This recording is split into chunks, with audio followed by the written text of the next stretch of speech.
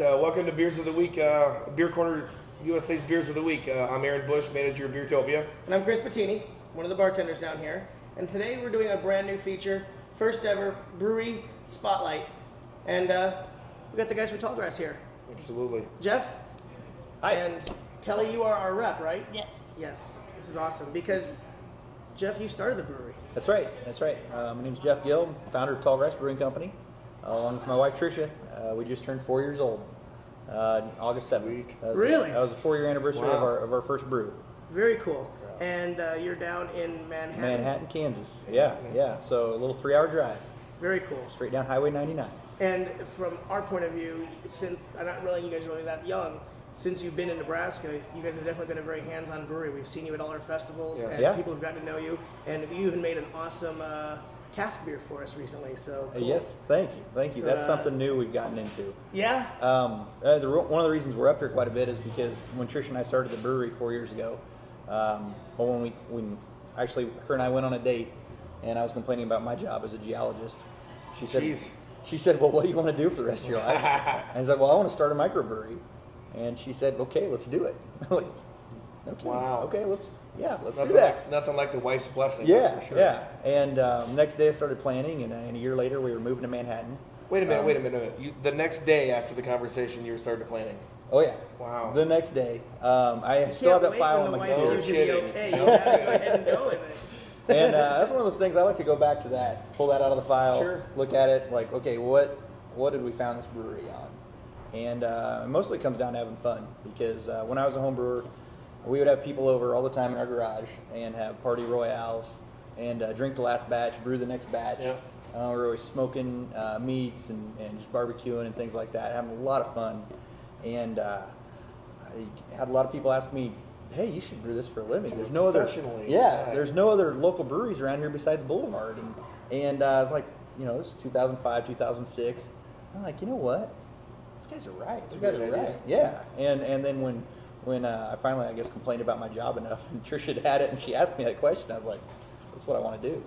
Run with it. Yeah. Very cool. So being 4 years old, you started as the head brewer, obviously. Yeah. You were the main everything. It was me and employee number one. He was a college student that helped me build it over the summer, and he actually left right before our first brew. And then employee 2 and 3 came along. There were 2 part-time college students. So for the first year of our existence, it was just myself and 2 part-time college students, and no paychecks. So we suffered through that and got it going. You paid them in beer. Well, I paid those guys a little bit. Okay. Yeah. Right. Yeah. None for yourself. None for myself. Right. No. So now you're up to how many employees? We've got about 18 full-time employees now. There you go, 4 years. Yeah. Good beer in 4 years. Yeah. Absolutely. Right at the start of a recession. I think we should sample some. Excellent. All right. First beer that Jeff picked, Kelly and I went over the beers, and Kelly and I were on the same page about 3 beers. They're all fantastic. The first one's Halcyon Unfiltered Wheat beer. As you can see, the beers come in cans, which is personally the best way to package beer. I agree too. You guys, that's awesome that you're doing all canned beers, no bottles.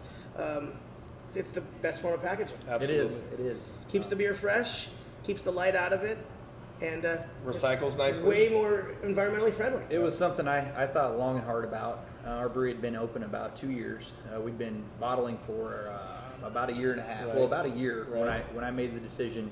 You know what? This is the path forward we want to take for Tallgrass, and it was based on the quality of the beer going in, which is the bottom line on everything.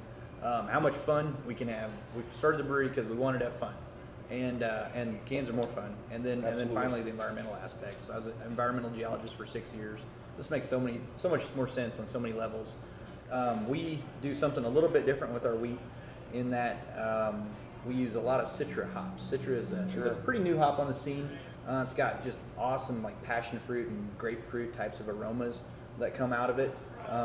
Like Amarillo's pretty much all grapefruit. Cascade's very, very piney. Yeah, a little bit of pininess, and so grapefruit. This has all of those characters. Plus, you throw in that interesting, almost tropical fruitiness to it. Tropical soft fruit. Yep, and then with our fermentation temperatures blended with the wheat malt that we use, we just came out with what we thought was an outstanding beer. Couldn't wait to get it out on the market. Sure. So it's a very nice beer. Thank you. Nice color. Hazy, as it should be. Wispy, nice white wispy head. Definitely taste the lemon-ish, the tanginess from the wheat malt. Yeah. But it's also very sessionable.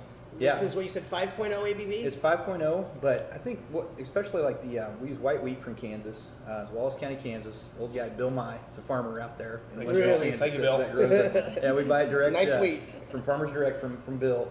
His grandson actually goes to K-State, and he picked up a couple cases when he went home last May. Nice. He said, I'd probably combine that wheat. I was like, thanks, buddy. Very cool. I'll buy this before you. It's a part of the brew. That's right. Absolutely. Nice to keep it local. That's right. We're really proud that we're from Kansas. Almost all Kansas kids that work at the brewery. Are you from Kansas? I am from Kansas. We do have a brewer from Oregon and a brewer from California, we're proud of that fact, and we wanted to use a local product in our beer. We use about 35% wheat in this brew. We use Kansas the white wheat that's raw. It gives it just that creamy. Yeah, it definitely has a nice creaminess to it. Yeah, that's what I really liked about this beer. We wanted to make an interesting wheat beer, and I really thought that the mouthfeel on this gave that almost creamy note combined with the tropical fruitness of it. Just totally interesting wheat beer in that regard. So we're very pleased with that, and I think a lot of that comes from the wheat that we use in it. Sure. It's very good. That's darn good. And it's elevated sales. It has. It's our bestseller right now. From the sales rep? Yes. Sales, really. Yes. Nice. Oh, yeah. Good. Good beer, Jeff. Cheers. Thank you. Cheers. Thank you very much. All right, our next beer we're going to do is the Oasis. And I'm not even sure what style this beer is. Well, I'm not really sure either. It's a real tweener. Love that. That's awesome. It's a tweener. I don't feel so bad when the owner of the brewery tells me he doesn't know what style it is either. Here's one more, Kelly. That just goes to show you that beers don't have to follow a style, a guideline. As Jeff being a home brewer before he became an owner, he brewed whatever he wanted to. And that's exactly how I feel brewing should be. If you want to brew something big and strong and you want to call it a double IPA, go ahead. But if you don't want to call it a double IPA, don't call it one. Yep. So when I taste it, it's very hoppy, but yet it's very kind of dark and reddish. Is this kind of like a twist on an American Red, or? It started off life as a ESB. This was one of my favorite home brews. Really, an ESB? I used to homebrew this all the time. This is your house beer. Yeah, and actually brewed this for my brother's wedding. My sister-in-law is still not forgiving me for that because that batch was about 8.4%. Oh, geez. So, that kind of beer. That's a heck of a reception. Right. So how strong is it now? It's 7.2. Okay. Yeah. I knew that. So we tamed that down a little bit, and especially since we're putting it in 16-ounce cans. Right. And when we started developing it for putting it out for Tallgrass, we just kept adding hops. That's the great thing about as we got bigger, we got access to some other things, and we're able to get some more some more hops in, try different things, and we just kept adding things, and really developed a dry hop and a process that we really, really liked. And so Awesome. at that point. But I love the hop nose. I love the hop nose because it's hoppy, but it's not boisterous. Yeah. It's smooth, and then when you drink it, you definitely get a hop flavor. The bitterness is nice, but I definitely taste the crystal malt. Yeah. I love good crystal malt, and it's balanced right in the beer. This, I can drink this for about 2 hours. Maybe not all night, but for about 2 hours. Right. Yeah, there's Caramunic in that, and then also C60 crystal. That's what I taste. Mm-hmm. Yeah. Another great beer. Cheers, Thanks. Jeff. Cheers. Delicioso. I tell you what, we're on the third beer, and I'm going to let Jeff and or Kelly explain what we're drinking right now. All right. Well, this is Buffalo Sweat, and it is a... Wait. Say the name one more time so everybody gets the name. Buffalo Sweat. Buffalo Sweat. Yes, Not you heard it. sweet. Right, not sweet. Right. Like I said, we're from Kansas. We're proud we're from Kansas. Absolutely. When you think of Kansas, some people think buffaloes. Oh, that's good. And I thought, hey, we want to tie something into Kansas. We want to have that authentic feel about our beer. And then I got to thinking about how this looked. And it looks kind of like something buffaloes would sweat.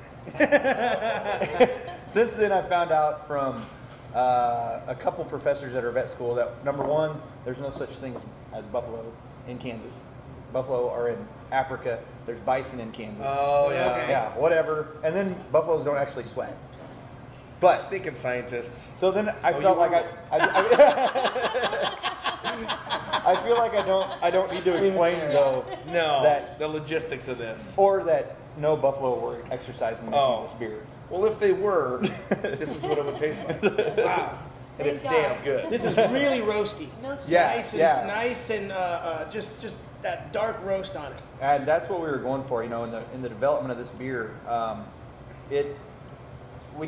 We had what we kind of like. We're just like, you know, it needs something more, and we actually doubled the roasted malt bill. Okay. So added a lot more roasted malt to it. But it's not acrid. It's not No. bitter acrid. And there's so much what we call cream sugar in it, or lactose. Okay. Lactose? So It this, does not- this also is like a milk stout. It's a milk It is a milk stout. stout. There's also oatmeal in there. So it's an yeah. oatmeal milk stout. Oatmeal milk stout, also known as buffalo sweat. Right. There you So, go. It's And if you don't like dark beer, guys, I'm going to tell you this right now. This beer does not drink like it looks. This is smooth. Yeah, when Chris said roasty, don't let that put you off. Like it's going to be real heavy because the mouthfeel is creamy and it's smooth. But it's not. There's not a big full body like the beer looks. It's not cloying at all. It's No. got the mouthfeel almost more of a porter than a Okay, cream stout, sure, I can but see it's that. got that roasty balanced with sweetness Yeah. that you would expect from a cream And stout. the lactose and the oatmeal, sure. And the result is, I think, a really, really drinkable stout. This Well, is a good beer. this is my favorite Tallgrass beer. I'm a stout drinker by trade, by whatever. Trade. Yeah. I love this stuff. by habit. There you go. But this one, look for in the future, maybe a little Firkin action, something going on here at the bar. Did we twist your arm on that one? Right, Oh, right. yeah. We'll bring up the Great White Buffalo. And I tell you what we'll do. Mark our words. Chris and Bill and I, or Chris and I, we will drive the Firkin down, and we will do a little interviewing at the fermentation site. There you go. Ooh, that'd be cool. That sounds Road fun. trip, Bill. Oh, yeah. Bill. We need some money for the road trip to go down to Manhattan. So. Another one of those on the road with Beer Corner Absolutely. USA's in the planning right here. Around the corner, right? Well, you guys, Another great beer. another fantastic beer, Cheers. and I need a good cigar. Well, wanted to thank Kelly, Jeff, for coming up from Manhattan to hang out with us and sample lots of beers and explain what's going on down in Lawrence, Kansas. It's definitely another great episode. And guys, don't forget, keep in touch with us on Facebook. Follow us. We've got them for all the bars. I'm going to guess, I know that you guys got Facebook too. Oh, yeah. So look up Tallgrass. Add those guys. Keep up with what's going on with them. And then don't forget to go over to Beertopia or go to our website, beercornerusa.com, and sign up for that weekly e-newsletter. It's going to keep you up to all those things going on, like the fact that right now in the Crescent Moon is Pint Night with Buffalo Sweat, and you would already know that was going on if you had the email. So anyway, another great episode. Cheers, guys. Cheers. Heaven there is no beer. That's why